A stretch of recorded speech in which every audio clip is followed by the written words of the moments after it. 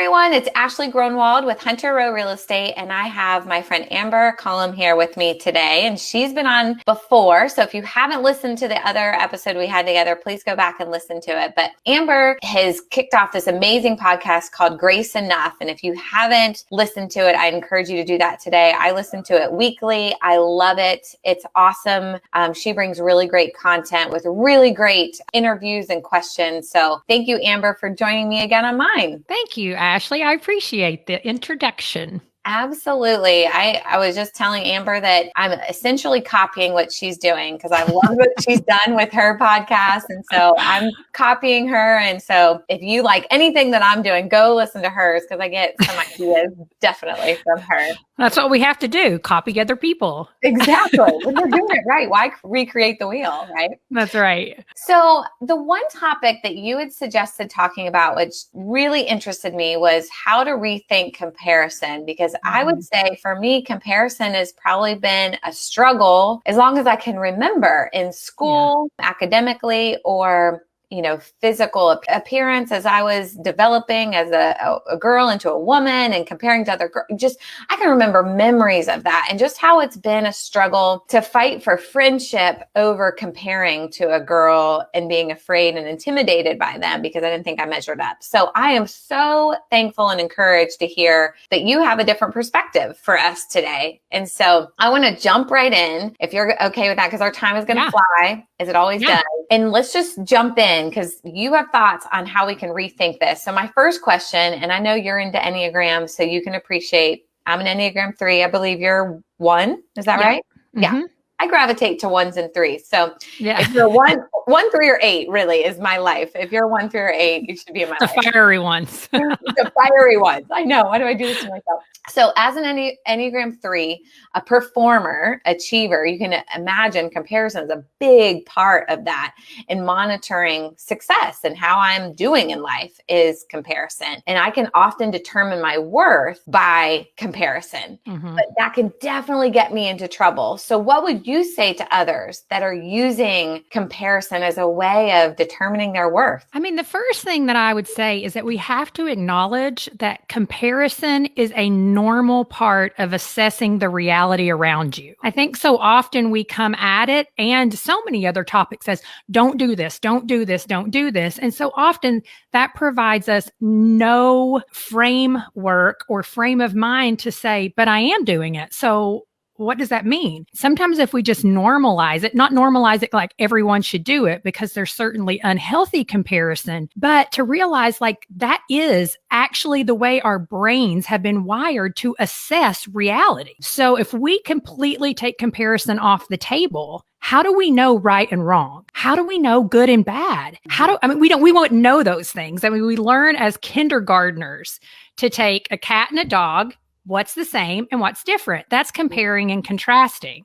We get a little bit older and we do Venn diagrams, the little circles, they cross over. What in the middle is the same and what on the outside is different? Well, the reason why we learn to do that is because we need to be able to assess what's going on around us. And so as an Enneagram 3 or as anyone, it's not like this has been my attitude my whole life. I have struggled intensely with comparison. And we'll get into that a little bit about, the main thing is we have to stop the runaway train, as I like to call it, and do a heart check. Mm-hmm. And so I'll dig into that a little bit because some personalities are going to be more likely to compare and go down the really dangerous road. And some people will go down the road of, oh, wait a minute, I'm not going there. And so as we dig in a little bit more, I'll talk about kind of how we can do that. That's awesome. I think you're right. From a very early age, we start seeing this. I'm seeing it in my little 4-year-old in the comments she's making, just comparing to other kids at school. Yeah.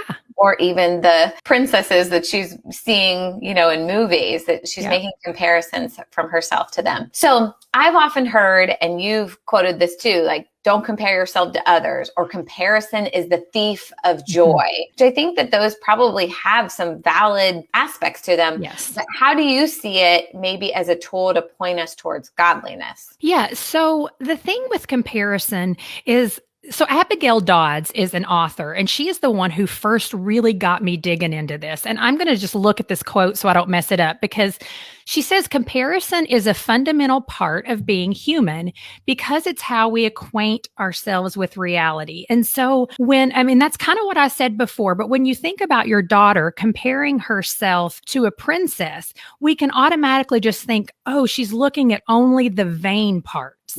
But instead, we can say, what is it about that princess that is the image of God? What do we see in mankind in general that is the image of God? Because we have common grace. Every single one of us have something inside of us that bears that image, whether you belong to him or not. And so those are the types of things that I say can point you towards godliness in a sense of, it says, be imitators of Christ. That's what God's word says. How can we imitate Christ if we're not paying attention to the things around us and to Christ in people? And so that is a part of comparing and contrasting. And so I want to make sure that everyone understands I am not saying that we need to adopt a practice of comparison all the time. But I do think we need to realize that you're going to do it. Your children are going to do it. And we can do it in a good way and we can do it in a bad way. And so we want to start taking those thoughts and training them more towards the way of, why am I comparing myself to this person, to this situation? Is it pointing me towards godliness? Right. Is it making me want to model Jesus more? Or is it leading to envy and all of the other things? Well, and that's where it's interesting, like in small group from church, when we have conversations, sometimes what other couples are doing in their marriage, in their family, in their faith walk, that spur me on to love and good deeds. Yes. And I think you have to be careful, because is your motivation like to get the accolade, or is it to spur one another on? But, I'd made the recommendation, like, we were going to all share our faith within a month's time frame. And I was like, and let's share like those testimonies with one another, not to like puff ourselves up, but to say, well, if you're doing it, then I can do it. And that encourages me. So I would think that's an example of comparison that's pushing you towards That's right. Lord. Yeah. And it's accountability, right? I mean, it says iron sharpens iron, but unless we look at what someone else is doing, then how can we ever adopt that practice? And some people will say, well, you shouldn't be looking at what someone else is doing. But I'm like, wait a minute. That's what we do when we learn in books. That's what we do in all of life. That's what we tell our kids. What would Jesus do? Well, if we don't compare ourselves to him, then how can we be like him? And so that's more of that nuance of realizing that completely taking comparison off the table would really lead to a pretty boring and somewhat pointless life, I think. And I think what you're saying is like, have heart checks of what's your motivation and where is this taking you? Is it taking you down the positive path, or is it taking you down a negative road of comparison? So I have to ask, because we're in this world of social media, how do you see social media playing a part in comparison in a negative way? Yeah. Well, I mean, some of the dangers of comparison are resentment, envy, pride. The list goes on and on. Discouragement, discontentment. And so oftentimes in social media, we're usually seeing images. We're only seeing the highlight reels of people's lives. And I used to sometimes think, oh, whatever, they're just putting the best parts out. But sometimes that's just what we want to hear. We want to know what you're doing well. We want to hear what you're an expert at. Now, we want to hear real, authentic things as well. But I think social media, because it's so much of what we filter our day through, that it can very quickly look like they have it together and they have it together. And before you know it, we're focused on what we don't have, what our weaknesses are, instead of maybe looking at that person or those people and saying, what is it? They get up at 5 a.m. every morning and work out. Oh, I could never do that. Well, I don't know. Maybe I could. Do I actually want that? Is that really something that I want? Because the reality is you may be jealous of it and comparing yourself to them, but then at the end of the day, it may not really be what you want. And so that's the thing with social media. I think in our brain, we think we can have it all, but you can't. That's just not real life, because you're looking at, 150 people and all of their greatest moments. I think for me, the perfect example is that the professional picture you have of your family that you post on social media. And we've all been there where we're like screaming 30 minutes before that to get the clothes on that we want to coordinate and match, and not to spill that, and don't hit your sister, and don't pull her hair. Like all the crazy that goes into making this picture that's not a real snapshot of reality. So it's like I can almost filter when I look at those pictures through that lens of, I wonder what 30 minutes before that picture looked like. That's right. That's probably more real life, but this is a really pretty portrait that they, created to just try and remind myself that that image is not reality, but it's a fun artistic expression of their family in that moment, So I think that's a way to check yourself for sure with social media. Well, and I think too, when I think about comparison, it's not so much the assessing reality that is the problem. It really is our sin nature, because we come into it with these two overarching ideas. I am better than, or I don't measure up. And that sometimes is what we ascribe to people because we want to feel good. Or on the other hand, we're those people who we just never measure up. So we're constantly going to beat ourselves up. And so that's where the heart check, which at this point I have learned, in my life, I have learned part of the way that I can take my thoughts captive is to really have some key questions that every time I'm facing something, I immediately ask myself those. And so, I can go ahead and share those unless you have another question. I definitely have more, but I would love to hear that. Yeah. So with a heart check, the first thing, as soon as I notice that I'm comparing myself with someone or with something, I ask myself, why am I comparing? And that sounds so basic, but do you know how far, and we're humans. We can be so far down a path before we ever just stop and ask ourselves, why am I comparing myself to them? And not making it about like trying, because sometimes we'll compare ourselves to people and we want to make ourselves feel better. So we do try to take them to their worst possible scenario. And that's not healthy either. But instead, like, why am I doing this right now? Maybe you didn't get a good night's sleep last night. Maybe you're feeling inferior because someone else did something a little better than you. There's so many things. And then the next thing is the comparison actually achieving anything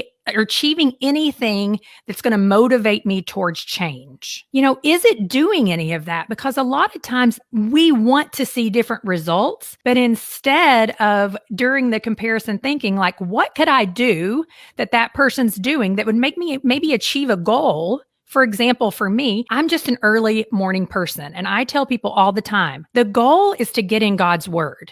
Don't beat yourself whether it's at 5 a.m. So you don't need to adopt the practice. That's something else that Abigail Dodd says. It's not about adopting a person's practice, but what principle do they do? For example, you work out and you teach. Well, okay, I would like to be more fit because I actually feel better. So what could I do? And maybe I need to just ask you that. And so sometimes it's asking, okay, go to the person and ask the question. Stop mulling it over in your head, getting it to something else that it's not. And then, is this comparison fulfilling the command that I'm to glorify God? And that's from Isaiah. And I can guarantee you most of the time the answer is no. But there's something that switches in our mind when we ask ourselves those questions that will turn you from, it's like a U-turn in the middle of the road. It will get you off of that downward spiral much, much quicker if you just begin to ask yourself those questions. I love that. And it's just stopping that train thought of taking us down a path that we should not be going. Taking our thoughts captive is scripture that we need to be doing that. And so if you can stop yourself, and then also I've seen, growing up that I end up steering clear of the people that I have envy towards or jealousy, or that I actually look up to and actually see lots of wonderful, beautiful traits in their faith and their family and their marriage. But out of my insecurity, I stray away and I lose out on an opportunity at a really great friendship or someone who could spur me on to doing some of these things that I love about them. Jed says that to me all the time. You've made a decision about that person that now you won't get to know them. And if you really did get to know them, I think you'd realize that they're a lot like you. They're not as put together as you think they are. And I think you just enjoy how real they are. those types of things. So it can get in the way. I mean, I'm the same. Yeah. Which is exactly why when I first started rethinking comparison, that was the reason why, because I had some friendships in Tampa that, I mean, it was just eating me alive because I didn't have what they had and I knew I never would. And I was like, but I like these people. What is the problem here? And so that is the thing. We have to learn first how to stop the thought process and quit making the person the enemy. Even though sometimes there are times you need to step back, but we have to recognize that that's our own sinful nature, not what someone else is doing. Right. Because if the enemy can get us against other people and make it seem like they're the enemy, he's winning in that. That's right. Distracting us. So back to the social media, just because that's such a big part of our world, would you suggest to people to avoid all social media, to avoid comparison that leads us down this negative path that eventually leads to sin? Or do you have some common or practical advice to how you handle social media, or how you would recommend that? Yeah. I mean, yes and no. I'm not the person who thinks you should totally get off social media, but I do think you have to know your personality. If you are a 3, if you are familiar with the Enneagram, it may be best for you to step back because if you're, and that is just knowing that, my husband's a 3 and he's completely off of it. He has just stopped. And it wasn't really because of comparison as much as it was like, this is sucking my time. And I am like not growing at all. Like this is not helping me at all. And everybody's angry. So I'm off. But I do think that it's healthy for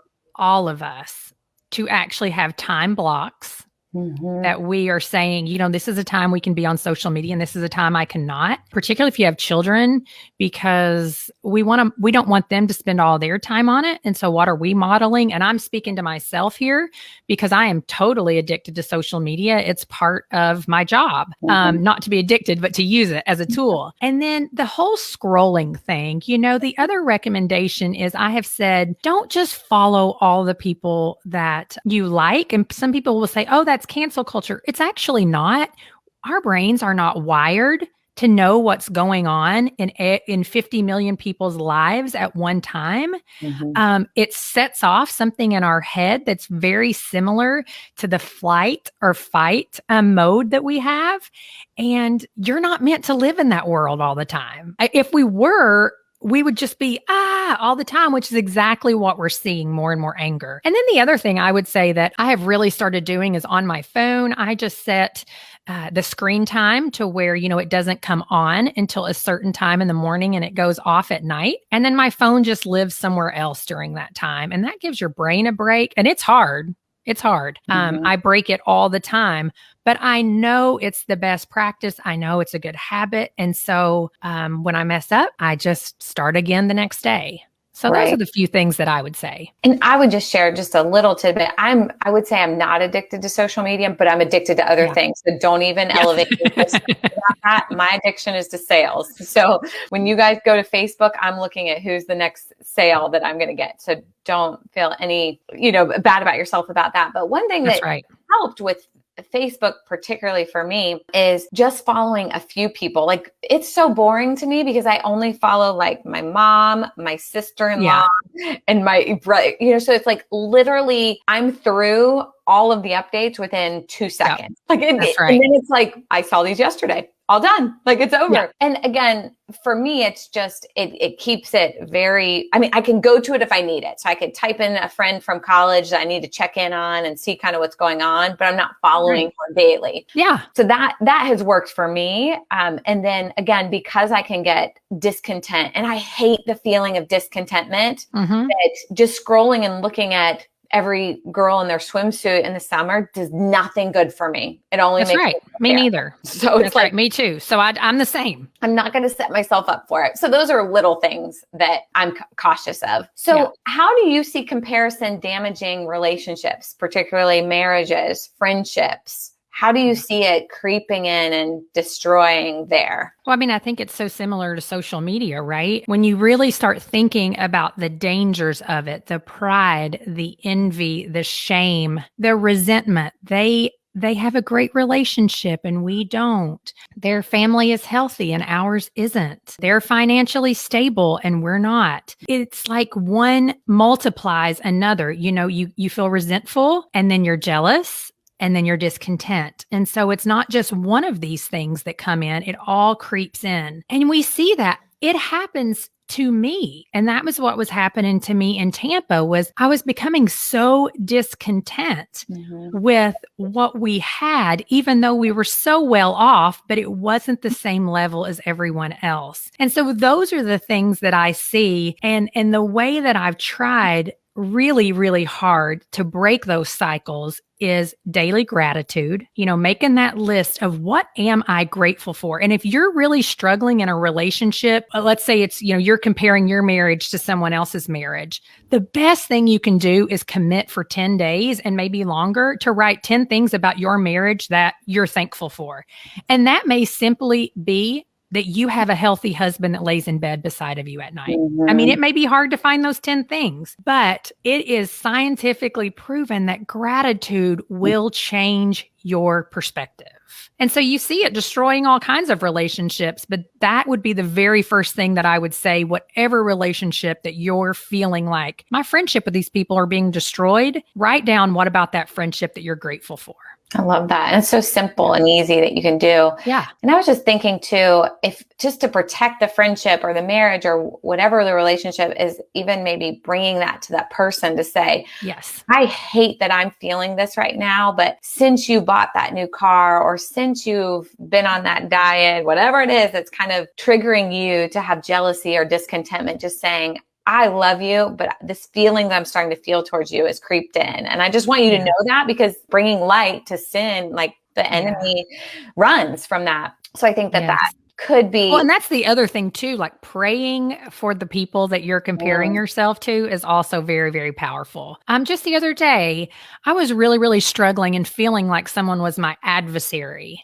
And I just found myself stopping to pray for them because I knew in that moment, even if they are becoming my adversary in this moment, one of the quickest ways to break those thoughts up is to take them before the Lord. Again, I mean, it just defeats the enemy, because that's all that he's doing is trying to actually, make us feel like we're back and forth and that we're not friends or we're not on the same team or we're lacking because we don't have the same things they have. And one thing that just came to my mind too, I shared last week, is that our church was doing 21 days of prayer and fasting. And so I chose to fast from complaining.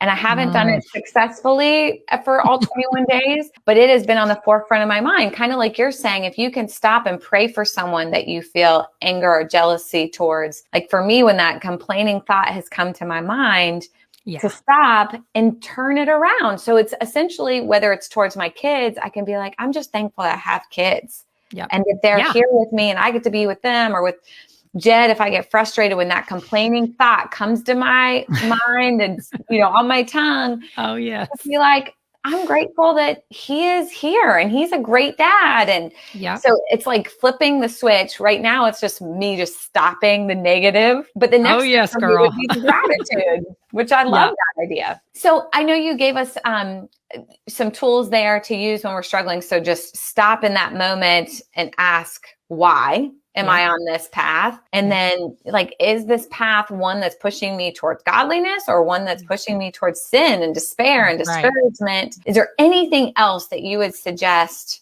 in this kind of fight against comparison, but that would push us towards godliness? Yeah, I mean, these are some things that I feel like can be the good fruit of comparison. And so sometimes just asking yourself these questions as well. And this is not the quick heart check, because sometimes, I mean, I've realized when I seep into this, I need something right now. And that's kind of what I've done with everything that I really struggle with in a sinful way, is basically, what can I do right now to stop the train, and then dig into it a little bit when I have more time. But, is the comparison, is it helping you to implement a healthy routine? Is such a good a good way to really think about anything that you're struggling with in your thought life. And that can point us more towards Christ. And I don't mean healthy routine as in, things that just make us feel good. I mean healthy routine as a whole that's actually keeping you out of those places of comparison. Or is it helping me become more self-controlled? That is a fruit of the Spirit. And so just thinking about if I'm comparing myself to someone and it's not really helping me in this area, then it's probably a very unhealthy form of comparison. And so you can think through that and then flip it to how can this be, maybe it's because, like you said, it's a discipline. That person's really disciplined. How can I adopt their discipline? And then the other thing is always just thinking about we are, and I mentioned this earlier, we're to be imitators of Christ. Mm-hmm. And so that tool of saying, is that person, number one, an imitator of Christ? And that is not as a judgment tool as much as it is, we have to be really careful that we're not trying to be more like the world or that we're not trying to be more legalistic and religious. So that goes both ways. And so those are the things that just kind of those extra little steps of what are the healthy things that could come out of this. That's so good. Thank you for sharing that. And I would encourage people to check out your podcast, Grace Enough Podcast. It's on all the different platforms. I have it on my phone. So each week I listen to what Amber's talking about. They're so good. All different topics. Very interesting. So check her out. Is there any other place that people can get in touch with you, or is the best place for them to go and download your podcast and leave you a review? Yeah. I'd love for you to listen, and I love to hang out on Instagram, and that's just Grace Enough Podcast _Amber. So come by and say hi. Like Ashley, we love to hear from people who are actually listening. Exactly. Yeah. Well, thank you so much for today. You gave me a lot to think about in my little, 3 world of which can be comparison. So just to really stop myself and check to see where that's taking me. Is it leading me towards healthy choices, or is it leading me towards that discouraging despair? And I think it's really good material to think through. So thank you so much, Amber. And I hope that you'll come and join me on here again. Sure. Thank you for having me. Absolutely. All right. See everyone next week. Thank you.